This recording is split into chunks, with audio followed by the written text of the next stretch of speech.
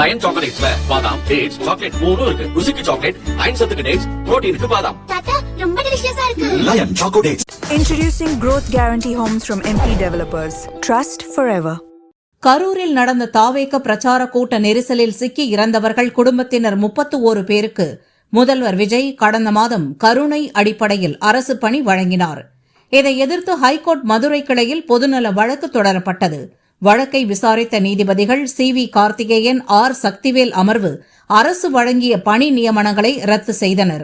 பாதிக்கப்பட்ட குடும்பத்தினருக்கு திறன் வளர்ப்பு பயிற்சி அளித்து உதவியிருக்கலாம், பணி வழங்குவதை விட பயனுள்ளதாக இருக்கும் என நீதிபதிகள் கருத்து தெரிவித்தனர். இந்த உத்தரவை எதிர்த்து சுப்ரீம் கோர்ட்டில் தாவேக அரசு அப்பீல் செய்தது. நீதிபதிகள் பர்திவாலா, வினோத் சந்திரன் அமர்வு விசாரித்தது. அரசு வக்கீல் வாதிடும்போது கருணை அடிப்படையில் பணி வழங்கினால் ஹைகோர்ட்டுக்கு இதில் என்ன பிரச்சனை இருக்கிறது? வேலைவாய்ப்பு தொடர்பாக பொதுநல வழக்கு தொடர முடியாது என்றார்.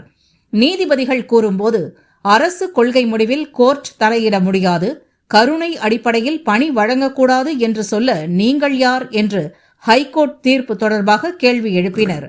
துயர சம்பவத்தில் பாதிக்கப்பட்டவர்களுக்கு அரசு வேலை வழங்குவதில் என்ன பிரச்சனை இருக்கிறது? பண இழப்பீடோ பணியோ அரசு வழங்க முடிவு செய்தால் அதை வழங்கக்கூடாது என்று எப்படி கேள்வி கேட்க முடியும்? துயர சம்பவத்தில் உறுப்பினரை இழந்த குடும்பத்தில் ஒருவருக்கு வேலை கொடுக்க வேண்டாமா?